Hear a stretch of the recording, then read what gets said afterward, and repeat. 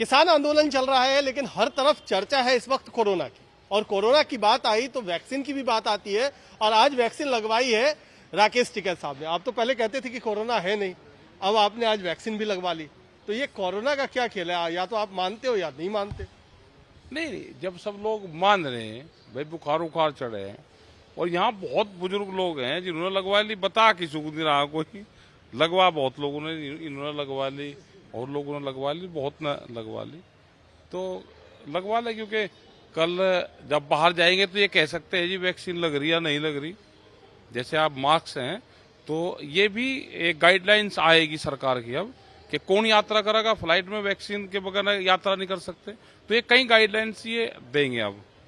और जो दिल्ली के आसपास है कोरोना, वो 3 तारीख से पहले नहीं अभी आ रहा, 3 तारीख के आसपास आएगा। ये मानसून की तरह कोरोना आएगा यहाँ पे। जैसे जून में यहाँ पे 17-18 जून के आसपास मानसून आएगा, ऐसे ही कोरोना 3 मई के बाद में यहाँ पे शुरू हो जाएगा दिल्ली के आसपास। क्योंकि सरकार आ जाएगी बाहर से, राज्यों से चुनाव लड़के, तो फिर वो पूरा कोरोना पे ही यहाँ पे काम करेगी, और तो कोई काम रहने का नहीं। फिर कोरोना वाल लगाएंगे, कहीं लॉकडाउन लगाएंगे, पूरा फार्मूला, पूरा डाटा इकट्ठा कर उस पर वे काम करेंगे। फिर आधा देश फिर बेचेंगे। तो 3 मई का आपको लगता है क्या कि जब चुनाव खत्म हो जाएंगे तो तब आप पे भी कार्रवाई हो सकती है? क्योंकि यहाँ पे तो आप भी बैठे हुए। कार्रवाई नहीं होगी यहाँ पे। यहाँ गलत फहमी मत रहे, हम धरना नहीं उठाएंगे। ये कोरोना आ जाओ, कोरोना की सारे रिश्तेदार आ जाओ यहाँ पे, हम धरना खत्म नहीं करेंगे। गाइडलाइन जो होगी उसका पालन करेंगे। यहाँ लॉकडाउन लग जाएगा, अपना जितने लोग यहाँ पे रहेंगे वे अपना रहेंगे यहाँ पे। अपना घर बार छोड़कर कौन जाएगा? ये घर में जिसमें हम 5 महीने से रह रहे, इसको छोड़कर कैसे चले जाएंगे? तो ये आप बता रहे हो कि यही घर है, लॉकडाउन रहेगा तो यहीं पर आप रहेंगे हम सब लोग। लेकिन आप तो जैसे आज आपने टीका लगाया, आप कह रहे थे क्या कि हो सकता है कि हवाई जहाज पे चढ़ने के लिए भी अब टीके की जरूरत पड़ेगी। तो ये क्या नई गाइडलाइंस आने वाली? तो क्या आप अपने हवाई जहाज का रास्ता खोल रहे हो कि आप पूरे देश में खोल रहे हो? हाँ, पूरे देश में जाएंगे भाई। कोई स्टेट ये कह सकती है जी वैक्सीन जिसने नहीं लगा रखी हो हमारे यहाँ नहीं आएगा। जैसे कोविड का टेस्ट है, ऐसे ही आने वाले टाइम पे ये गाइडलाइन भी आएंगी।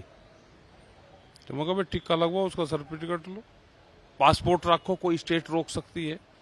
सारे दस्तावेज बिल्कुल तैयार है, पूरे देश की यात्राएं होंगी, पूरे देश में जाएंगे। जो सरकार की पॉलिसी है, जो 3 कानून है, MSP है। आज पूरा हरियाणा के बॉर्डर पे जो अनाज लेकर लोग जा रहे हैं हरियाणा में, सब रोक के जा रहे हैं बॉर्डर पे। प्रधानमंत्री कह रहे कि कहीं पे भी बेच लो। उनकी लूट हो रही किसान के अनाज की।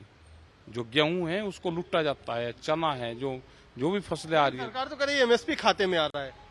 कहाँ आ रहा है जी? आप दुआ दो गारंटी, और ये लड़ाई कहीं की? फिर यही तो है कि MSP पे गारंटीड कानून बनाओ। आप उसको बाजार खरीदे या उसको सरकार खरीदे? नहीं, लेकिन कह रहे हैं कि अब इससे सीधे जब खाते में आएगा किसानों के खाते में, तो जो बीच के बिचौलिए हैं वो खत्म हो जाएंगे, आड़ती खत्म हो जाएंगे। तो आप आड़तियों की लड़ाई लड़ रहे हो, किसानों की लड़ाई नहीं लड़ रहे। कहाँ लड़ रहे? किसकी आड़तियों की लड़ रहे? आप खरीदवाओ तो। आप चलो शाम के टाइम आप किसी बॉर्डर का मुआयना करो आप, और उनसे फिर पूछो। आप चलो शाम के टाइम, उनसे 11 बजे चलते हैं, आपको ट्रैक्टर ट्रोले बॉर्डर पर खड़े हुए मिलेंगे सब जगह। तो सुना है आप फिर से दोबारा एक बार बंगाल का तो आप घूम के आ चुके हैं, अभी 4 फेज बचा हुआ है, तो फिर दोबारा आप बंगाल में जा रहे हो? 15 तारीख का एक प्रोग्राम हो रहा है बंगाल में। हमारे बंगाल जाने पे इतना क्यों है भाई? बंगाल के किसानों को भी MSP तो मिलनी चाहिए ना। ये सारे इशू है। तो जो यहाँ का आंदोलन है, ये जो खेती अभी चल रही है, फसल की कटाई बुआई सब चल रही है, तो ये कह रहे हैं क्या कि यहाँ पर आंदोलन कमजोर पड़ रहा है? जो बॉर्डरों पर लोगों का ज्ञान इनको होता कि आदमी कम बढ़ता है, कब घटता है, आदमी को खेत में कब काम है, तो यही तो देश का दुर्भाग्य है। जो आज का टाइम चल रहा, आज तो अगर किसी की डेथ हो जाए तो उसको फुकवाने के लिए भी आदमी कम पड़ जाते हैं। ये 1 महीने का टाइम में भीड़ यहाँ पे कम हुई होगी, खेत में लोग काम कर रहे हैं। उत्तर प्रदेश में चुनाव चल रहे हैं, अब चुनाव शुरू हो जाएंगे 15 से। गन्ने की कटिंग चल रही, गन्ने की बुआई चल रही, गेहूं की कटिंग चल रही, ये सारे चीज एक ही साथ चल रही। और ये 20 तारीख तक चुनाव हो जाएंगे बहुत जगह पहले फेज के, और चुनाव भी बढ़ते रहेंगे, गेहूं की कटिंग भी होती रहेगी, गन्ने की भी होती रहेगी। और 10 मई तक उम्मीद है कि बहुत सी शुगर फैक्ट्रियां 10 मई तक बंद हो जाएंगी। तो वो इसी टाइम पे गन्ने की बुआई भी करनी है और उसको शुगर फैक्ट्री में डालना भी है। तो उसके बाद में 3-4 तारीख के बाद में लोग यहाँ बढ़ जाएंगे। तो फिर से क्या, फिर से सरकार पर दबाव बनाने की तैयारी? दबाव है तो आते जाते रहेंगे लोग, यहाँ रहेंगे, गांव में रहेंगे, खेत में रहेंगे।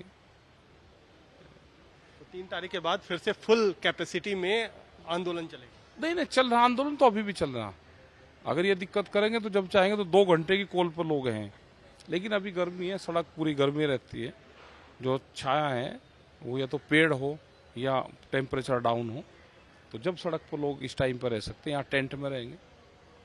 ये इनको पाप लग रहा सरकार को चढ़ रहा नहीं, ये लोग पन्नियों में रहेंगे और जो गर्म होगा, इनका जो दिमाग गर्म होगा तो ये भुगतना तो इन्हीं को पड़ेगा। ये भूल लगे नहीं इसको, जो ये कष्ट यहाँ पे झेल रहे हैं, तो ये किसान इसको भूल लगा नहीं, इनकी 3 पीढ़ी को भी माफ नहीं करेगा ये।